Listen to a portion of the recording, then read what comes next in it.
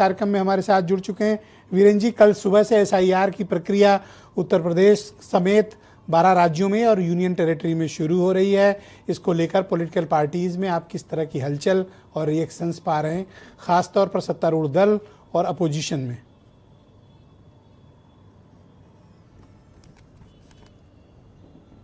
देखिए, जो मतदाता सूची पुनरीक्षण का कार्यक्रम है वो हर साल चलता है। 1 अक्टूबर से शुरू हो जाता है और 4 जनवरी 5 जनवरी तक चलता रहता है और ये पूरे देश में चलता है। उस दौरान तबादलों पर भी रोक रहती है जो इन कामों से लगे रहते हैं। लेकिन अभी ये कह रहा है चुनाव आयोग कि ये वोटर लिस्ट की सफाई करने का काम हो रहा है।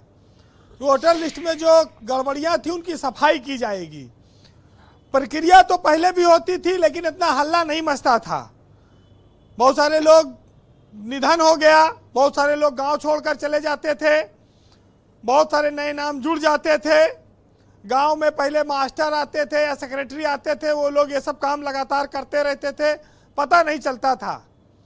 लेकिन जैसे जैसे चुनावों में कहा जाए प्रभाव बढ़ा, सत्ता में पहुंचने की लालसा बढ़ी, पैसा बढ़ा, उसी तरह से षड्यंत्र बढ़े, उसी तरह से साजिशें बढ़ी और हर क्षेत्र में मतदाता सूची से लेके मतदान कराने से लेके वोट न डालने देने से लेके हर हथकंडे अपनाए जाने लगे।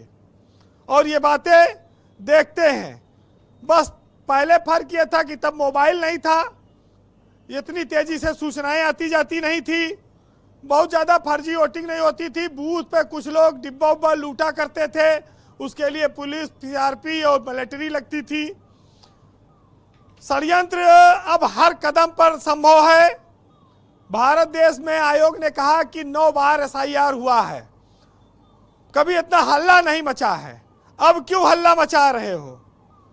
तो बात तो सही है कि इतना बड़ा देश है, हरदम कहीं ना कहीं चुनाव होता रहता है और ये वोटर लिस्ट का भी काम बहुत बड़ा है। सुधार लगातार चलते रहना चाहिए जी, दुरुस्त करने का। लेकिन ये चुनाव आयोग की जिम्मेदारी है कि वो अपने ऊपर जो उंगलियां उठ रही हैं उनकी सफाई दे। सबसे बड़ी बात यह है कि आज की तारीख में चुनाव आयोग जो भी काम करता है उसके ऊपर उंगलियां उठ रही हैं। विपक्ष उसके ऊपर हमलावर है, उसके हर काम को आशंका से देखता है और इसके लिए बहुत हद तक बांग्लादेशी और जात पात और धर्म की राजनीति जिम्मेदार है। वैसे भाजपा को बांग्लादेशियों का बहुत एहसानमंद होना चाहिए कि उनके नाम पर वो हिंदुओं को एकजुट करके वोट लेती है और वो मुसलमानों का भी बहुत एहसानमंद हो, क्योंकि हिंदू मुस्लिम जब होगा तभी भाजपा को ज़्यादा फायदा होगा। तो ये दोनों मुद्दे तो जिंदा रहने चाहिए, इसीलिए एसआईआर ये सब चीजें चल रही हैं। एक बात मुझे अमीन साहब की बहुत अच्छी लगी वीरेंद्र जी, उन्होंने कहा कि भाई बीजेपी क्यों खुश होती है, वो क्यों डिफेंड करती है चुनाव आयोग को। आयोग की तरफ जैसे मैं पूर्व अधिकारी हूँ बोल रहे हैं, आयोग को अपनी बात रखनी चाहिए। बीजेपी जो डिफेंड करती है उससे अपोजिशन को डाउट हो जाता है। अगर बीजेपी चुप हो जाए तो अपोजिशन के पास डाउट नहीं रहेगा। देखिए, जो पार्टी सत्ता में है और जिसको लाभ मिलना है वो उसको बोलना ही पड़ेगा। उसके ऊपर जब चुनाव आयोग की निष्पक्षता पर सवाल खड़ा होता है तो ये माना जाता है कि उसके पीछे सरकार का हाथ है, बीजेपी का हाथ है, इसलिए भी बीजेपी को जवाब देना ही पड़ेगा, वो बच नहीं सकती है। चाहे कर्नाटक में राहुल गांधी ने कहा कि वोट काटे गए जी, महाराष्ट्र में कहा वोट बढ़ाए गए, तमाम कई सारी बातें वो लेकर आते रहे। लेकिन ये इस देश की सच्चाई है कि एसआईआर के बहाने हिंदू मुस्लिम का एक मुद्दा और ख़ास तौर से बांग्लादेशियों का मुद्दा ये जीवित रहेगा और यही मुद्दा भाजपा को फायदा देता है तो वो बोलेगी ही। अच्छा, मौन धारण करने के लिए वो भी राजनीति नहीं किए हैं, उनको बोलना भी चाहिए। नहीं, इसकी संवेदनशीलता मैं इसलिए मानता हूँ वीरेंद्र जी, क्योंकि ये बिहार के बाद अभी उत्तर प्रदेश में होने जा रहा है। सबसे बड़ा राज्य है, सबसे ज़्यादा यहाँ पर मतदाता हैं, तकरीबन 15.5 करोड़। जब वहाँ 7.5 करोड़ में 66 लाख कटे हैं तो यहाँ 15 करोड़ 44 लाख में कितने कटेंगे? एवरेज जोड़िए तो मुझे लगता है 1.25 करोड़ उड़ जाएंगे। देखिए ये काट पीट वाला चक्कर चलता ही रहेगा, लेकिन जिसके पास वोटर आईडी है, जब वोट डालने जाता है तो बूथ पे जो वोटर लिस्ट है उसमें उसका नाम ही नहीं रहता, लौट आता है। तो ये वोटर आईडी बना कहाँ, किस लिस्ट से बना, यही आज तक चुनाव आयोग नहीं ठीक कर पाया। कहाँ तक आप इनकी कमियों को बताएंगे और दुरुस्त कराएंगे? तब भी कांग्रेस की भी सरकारें रही, तब बीजेपी की भी सरकारें रही। तो ये जो इनबिल्ट समस्या है, उस समस्या को तो चुनाव आयोग दूर नहीं कर पाया।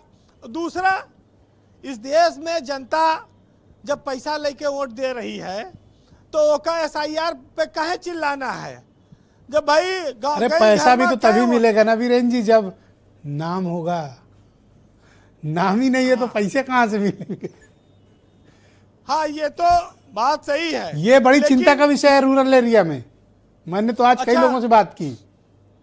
अच्छा ये बताइए, पुलिस लगाए दियो गांव बहरे, नाम हुए वोटर लिस्ट में, वोटर ने डाले दिए तो क्या कैली है?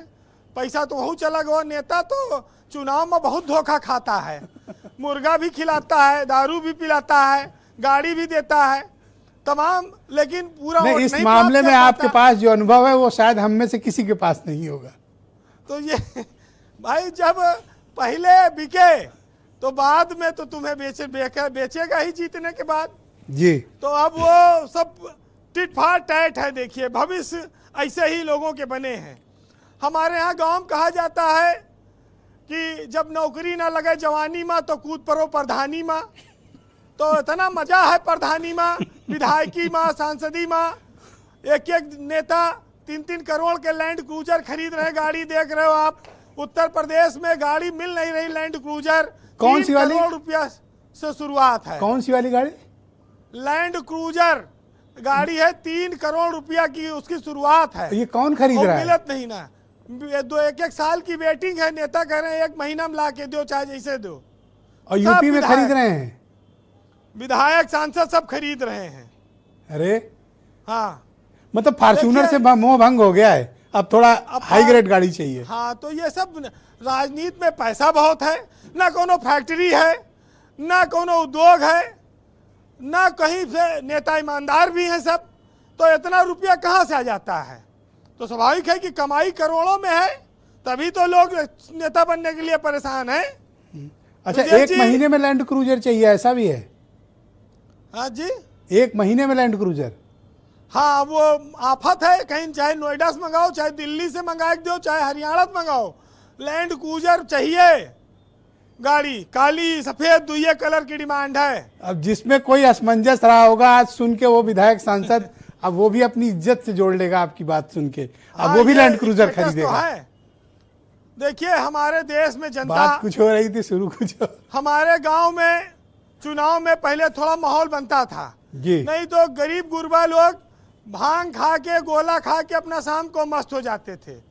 और अब चुनाव में पैसा ज्यादा खर्चा होता है और हर आदमी का सोशल मीडिया पे अपना अपना बयान है। नेताओं के लिए भी बड़ी समस्या रहती है। जी वीरेंद्र जी, चुनाव आयोग अब चाहे जो उपक्रम करे, लेकिन चुनाव में पैसा पानी की तरह बहता है, ये वो भी जानता है, पूरा देश जानता है। और रोक नहीं पाया। वो सीमा निर्धारित करता है 25 लाख विधायक खर्च करे, 50 लाख सांसद, इससे ज्यादा सब होता है। और आपको क्या बताना, सब आप जानते हैं। लेकिन आज चुनाव आयोग की हालत पर एक बात ये कहूंगा कि वो इतना बदनाम हो गया, विपक्ष ने उसको इतना बदनाम कर दिया कि उसके हर कदम पर उंगलियां उठ रही हैं। और जो दल सत्ता में आ जाता है वही जनता से किए गए वादों को भूल जाता है। जो जनता के लोग नेता पैर छूते हैं, बाद में उनसे सवाल करने पर नाराज हो जाते हैं। ये सब हर सरकार में रहा है, कोई जीते कोई हारे। सुनिएगा कि हमारे ख्वाब अजब कहकसा बनाते हैं और जमीन को तारों भरा आसमां बनाते हैं।